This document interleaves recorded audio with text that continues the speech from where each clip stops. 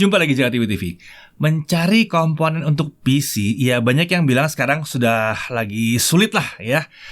Nggak bisa dimungkiri, memang ada penurunan pasokan komponen hardware untuk PC, membuat yang mencarinya jadi agak kesulitan. Tapi apa sebenarnya hardware itu tersedia? Apa masih mungkin untuk dibeli? Jawabannya iya, sebenarnya masih tersedia dan masih bisa dibeli. Tapi produsen hardware rata-rata memilih untuk menjualnya dalam bentuk rakitan yang udah jadi, atau paling tidak paketan komponen rakitan. Kenapa? Salah satunya adalah untuk mengakomodasi kebutuhan yang memang butuhnya beli PC secara utuh ya. Nah, kalau tidak dipaketkan, memang jadinya akan masalah. Beberapa komponen nanti akan laris manis, laku, lalu pasangan lainnya ya nggak laku. Terus yang mau bikin PC utuh jadi susah.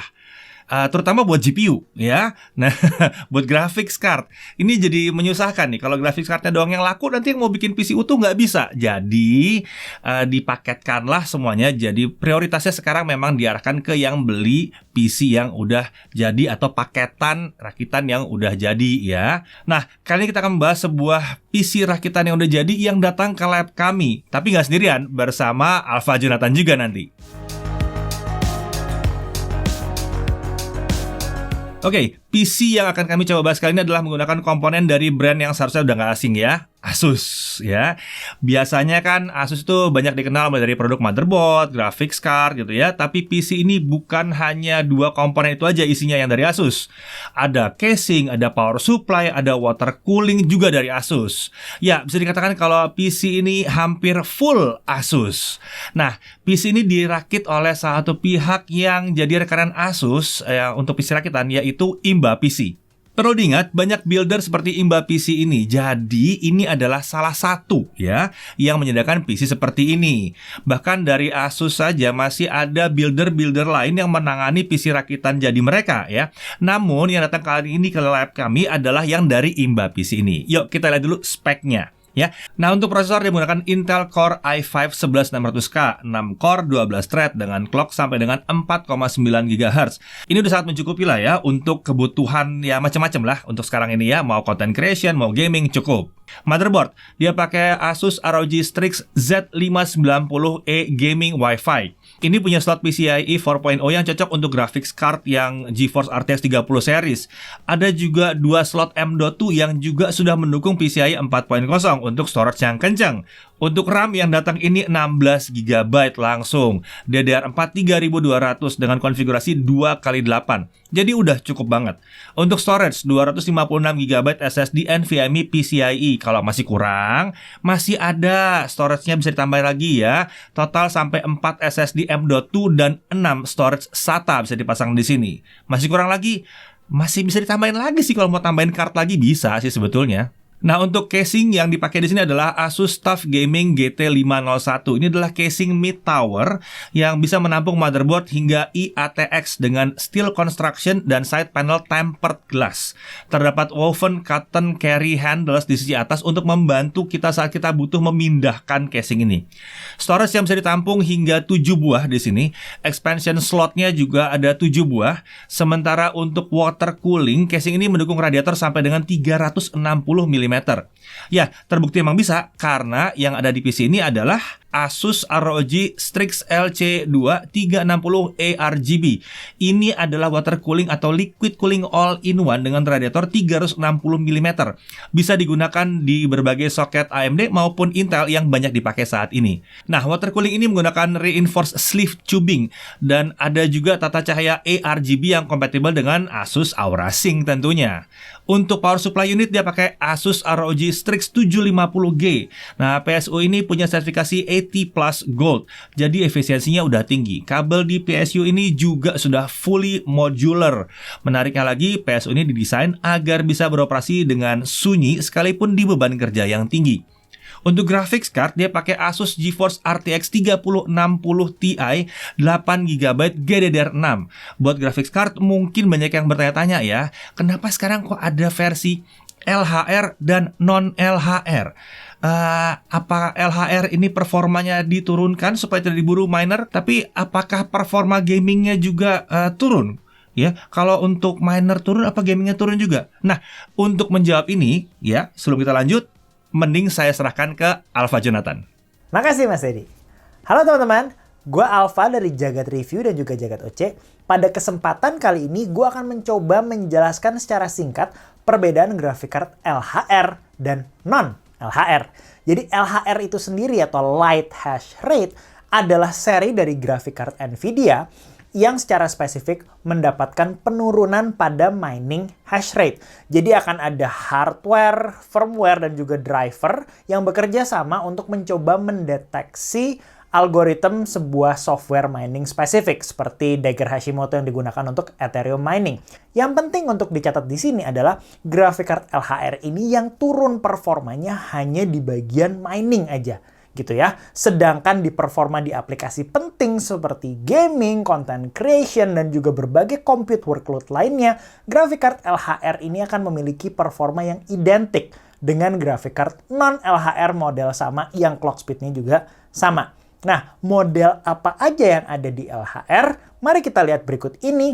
Jadi 3090 itu semuanya non-LHR, 3080, 3070, 3060 Ti itu ada versi LHR, ada versi non-LHR, 3060, 3070 Ti, 3080 Ti itu LHR by default. Dan juga Graphic Card Founders Edition atau FE yang modelnya kayak begini, ini nggak bisa kita beli di Indonesia gitu ya, itu semuanya non-LHR.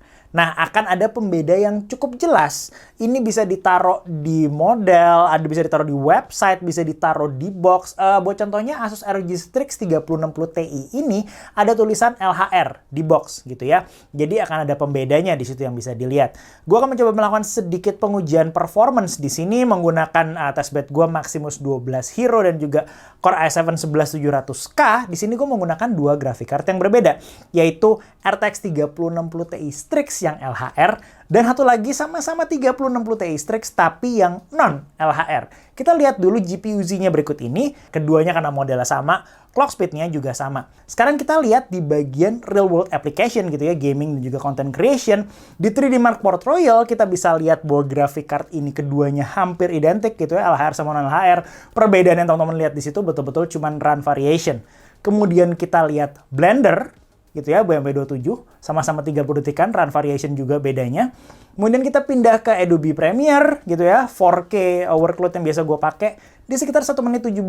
Hampir nggak ada beda antara LHR dan non-LHR, identik dia. Nah, untuk gaming kayaknya lebih gampang kalau gue bikin side by side aja kali ya. Ini gue menjalankan Cyberpunk gitu ya, jalan di 1080p, RT medium, dan juga DLSS auto, berarti quality preset di situ. Performance-nya mirip-mirip, dan di control berikut ini 1080p high dan RT high. Kelihatan juga average frame rate-nya sama. Dan kita pindah di game terakhir kita yaitu Horizon Zero Dawn di 1080p Ultimate dan di mana frame rate-nya juga identik.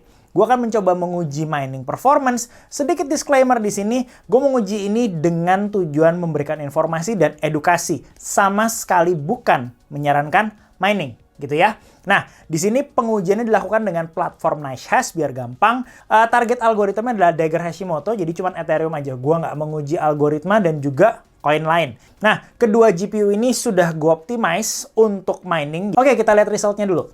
Di sini start dari LHR dulu. Di Miner Excavator kita dapat 30 MHz di 173 watt total power. Sedangkan GPU board power-nya di sekitar 108 wattan di situ. Di sini di bagian LHR di NB Miner di sini akan ada yang beda karena NB Miner ini punya sebuah mode di mana dia bisa mendeteksi grafik card LHR dan meningkatkan sedikit hash rate-nya.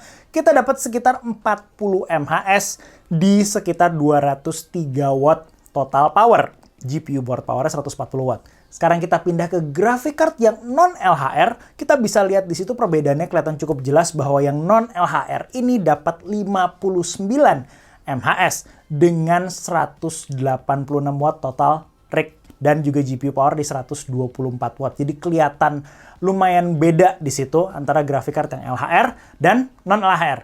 Nah, jadi di sini secara singkat model LHR yang turun hanya mining performance. gitu ya. Sedangkan performa yang penting untuk content creation dan gaming antara LHR dan non LHR itu identik di model sama dan clock sama. Nah, jadi dengan profit yang turun jauh di seri LHR ini, diharapkan miner-miner jadi nggak tertarik dengan graphic card LHR. Nah, jadi kurang lebih itu bedanya LHR dan non LHR. Semoga teman-teman dapat informasi yang berguna. Gue Alfa dari Jagat Review, Jagat Oce. Bye-bye. Oke, jadi udah tahu ya kenapa kok PC rakitan jadi seperti ini jadi banyak di pasaran. Lalu spesifikasinya seperti apa dan juga LHR itu apa. Nah, kita sekarang masuk ke uji performa di PC ini. Ya dong, masa ada PC datang cuma dibahas spesifikasinya doang? Ya, oke. Kita mulai dari Cinebench R15. Skor tertinggi yang mampu dicapai oleh prosesornya itu mencapai 1746 poin dengan skor itu bisa dipertahankan di 1700 sampai 1740 poin. Ini menandakan bahwa ya racikan ini minim gejala throttling. Untuk suhu CPU dia bisa 53 sampai 61 derajat Celcius, sementara konsumsi daya dalam Cinebench R15 ini bisa mencapai 204 sampai 212 watt. Nah, untuk content creation kita pakai Adobe Premiere Pro CC ya, 2021. Untuk skenario-nya 4K 60 yang biasa kita pakai buat laptop juga. Dan kalau software only tanpa akselerasi CUDA, waktu ekspornya butuh waktu 9 menit 44 detik dengan suhu CPU ada di kisaran 51 sampai 59 derajat Celcius, GPU 41 sampai 50 derajat Celcius. Konsumsi daya 223 sampai 233 watt. Kalau kita hidupkan CUDA-nya, jadi GeForce RTX 3060 Ti-nya terpakai, waktu ekspornya berubah jadi 1 menit 12 detik. Dengan suhu CPU di 36 sampai 38 derajat Celcius, jadi agak turun ya. Dan suhu GPU di 49 sampai 53 derajat Celcius. Konsumsi daya di 235 sampai 272 watt. Untuk Full HD, ya kita pakai software doang, itu waktu ekspornya di 3 menit 45 detik, suhu CPU 51 sampai 60 derajat Celcius, sementara GPU di 48 sampai 49 derajat Celcius. Konsumsi daya 240 sampai 242 watt.